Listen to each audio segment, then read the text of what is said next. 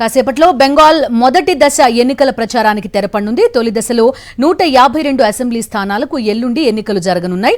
రెండో విడతలో 142 అసెంబ్లీ సీట్లకు ఎన్నికలు నిర్వహించనున్నారు.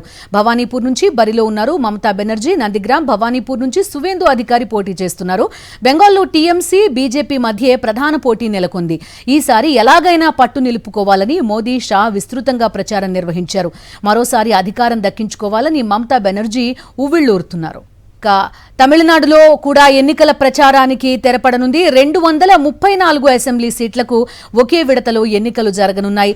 146 సీట్లలో పోటీ చేస్తోంది డీఎంకే.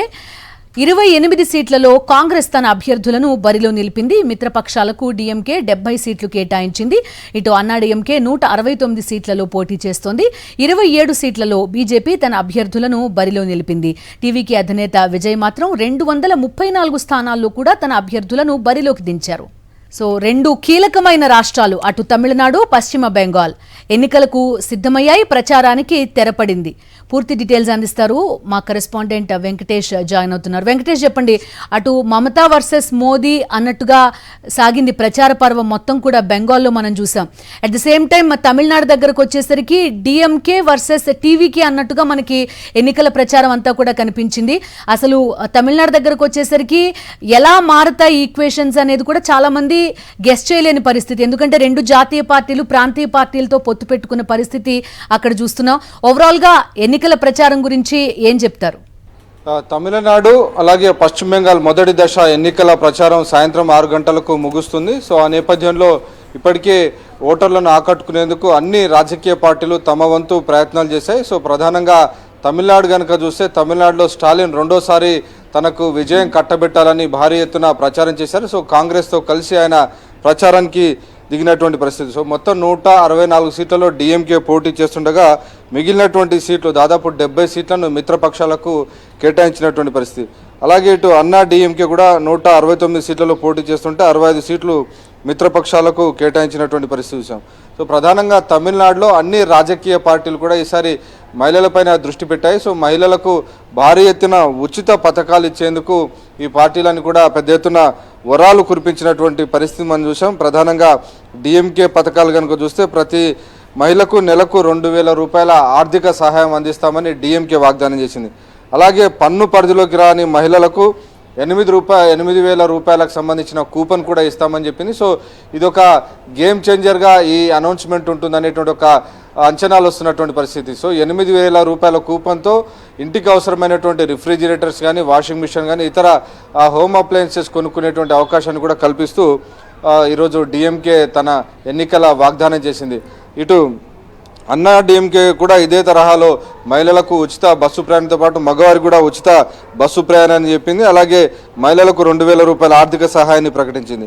ఇటు కొత్తగా రాజకీయాల్లోకి తొలిసారిగా బరిలోకి దిగినటువంటి విజయ్ కూడా ఈసారి ఆయన కూడా ఉచిత పథకాలను నమ్ముకున్నారు. సో వెజిల్ రెవల్యూషన్ పేరుతో ఆయన తన మేనిఫెస్టోను ప్రకటించారు. సో తనకు అధికారం ఇస్తే మహిళలకు నెలకు 2,500 రూపాయల ఆర్థిక సహాయం ఇస్తాను, అలాగే సంవత్సరానికి 6 సిలిండర్లను పంపిణీ చేస్తాను, మహిళలకు ఉచిత బస్సు ప్రయాణం, అలాగే మహిళలు పెళ్లి చేసుకుంటే వారికి 8 గ్రాముల బంగారం, పిల్లలు పుడితే 8 గ్రాముల బంగారం ఇస్తామని, మహిళల రక్షణకు ప్రత్యేక సేఫ్టీ ఫోర్స్ ఏర్పాటు చేస్తాననేటువంటి వాగ్దానం చేసినటువంటి. సో మొత్తానికి ఈ తమిళనాడు ఎన్నికలు చూస్తే క్లియర్గా మహిళలను కేంద్రీకృతంగా చేసుకొని భారీ ఎత్తున ఉచిత పథకాలను ఈ 3 పార్టీలు కూడా అనౌన్స్ చేసినట్టుగా మనకు కనబడుతుంది.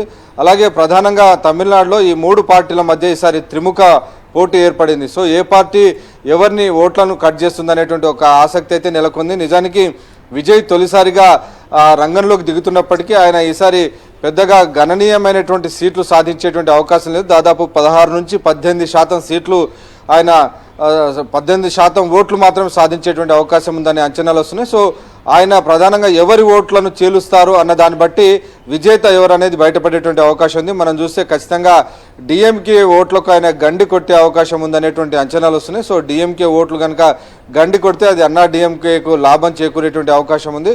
సో మనం ఫైనల్గా చూడాల్సి ఉంది. సో మే 4వ తేదీన ఈ కౌంటింగ్ జరగబోతుంది. సో ఎల్లుండి ఉదయం 6 గంటల నుంచి ఉదయం 7 గంటల నుంచి సాయంత్రం 6 గంటల వరకు కూడా తమిళనాడులో పోలింగ్ కొనసాగబోతుంది. అండ్ ఒక సిమిలారిటీ వెంకటేష్, రెండు రాష్ట్రాల్లో కూడా రీజనల్ పార్టీస్ కి స్ట్రాంగ్ హోల్డ్ ఉన్న రాష్ట్రాలు, అటు వెస్ట్ బెంగాల్ కానీ తమిళనాడు కానీ, ఇక్కడ డిఎంకే కానీ అక్కడ తృణమూల్ కాంగ్రెస్ కానీ. సో ఎలా చూడొచ్చు బీజేపీ ఈ రిజల్ట్ నుంచి ఆర్ ఈ రెండు స్టేట్స్ లో ఎలక్షన్స్ నుంచి ఏమి ఎక్స్పెక్ట్ చేస్తోందంటే ఏమని చెప్తారు? పర్టికులర్ గా తమిళనాడు దగ్గరకు వచ్చేసరికి ద్రవిడవాదం చాలా బలంగా ఉండే రాష్ట్రం అది.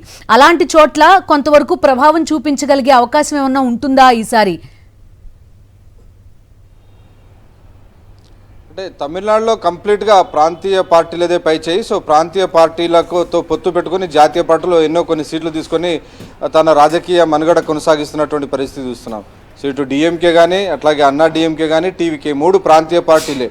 సో ఈ 3 ప్రాంతీయ పార్టీలో సంబంధించి వీటితోనే జాతీయ పార్టీలు పొత్తు పెట్టుకున్నాయి. వెస్ట్ బెంగాల్లో మాత్రం చాలా డిఫరెంట్ సిచ్యువేషన్. ఇక్కడ తృణమూల్ కాంగ్రెస్ పార్టీ 3 సార్ల నుంచి అధికారంలో ఉంది. సో 4వ మమతా బెనర్జీ అధికారం కోసం ఆయన ప్రయత్నిస్తున్నారు. సో తొలిసారిగా ఈసారి బీజేపీ కూడా ముఖాముఖి పోటీకి వెళ్తుంది. ఖచ్చితంగా ఈసారి బీజేపీ అధికారంలోకి వస్తుందనేటువంటి అంచనాలు కూడా వస్తున్నాయి. సో ఇక్కడ ప్రధానంగా ద్విముఖ పోటీ జరిగేటువంటి అవకాశం ఉంది. కాంగ్రెస్, లెఫ్ట్ పార్టీలు, ఈ 2 పార్టీలు కూడా నామమాత్రమైనటువంటి పరిస్థితి ఉంది. కాబట్టి ఈసారి ఇటు తృణమూల్ కాంగ్రెస్కు గట్టి పోటీ బీజేపీ ఇస్తుంది. ప్రధానంగా ఎస్ఐఆర్లో దాదాపు 90 లక్షల ఓట్లను కట్ చేశారనేటువంటి అంశం ఖచ్చితంగా గేమ్ చేంజర్గా మారబోతుంది. కాబట్టి బీజేపీ ఈసారి ఆశలు పెట్టుకుంది. ఎట్టి పరిస్థితుల్లో ఈసారి అధికారంలోకి రావాలని ప్రధానమంత్రి నరేంద్ర మోడీ అలాగే అమిత్ షా విస్తృతంగా ప్రచారం చేస్తున్నారు. సో 23ను అలాగే 29 రెండు దశల్లో పోలింగ్ జరగబోతుంది. సో ఎవరిని విజయం వరుస్తుంది అన్నది మనం వేచి చూడాల్సి ఉంది. Okay Venkatesh, thank you.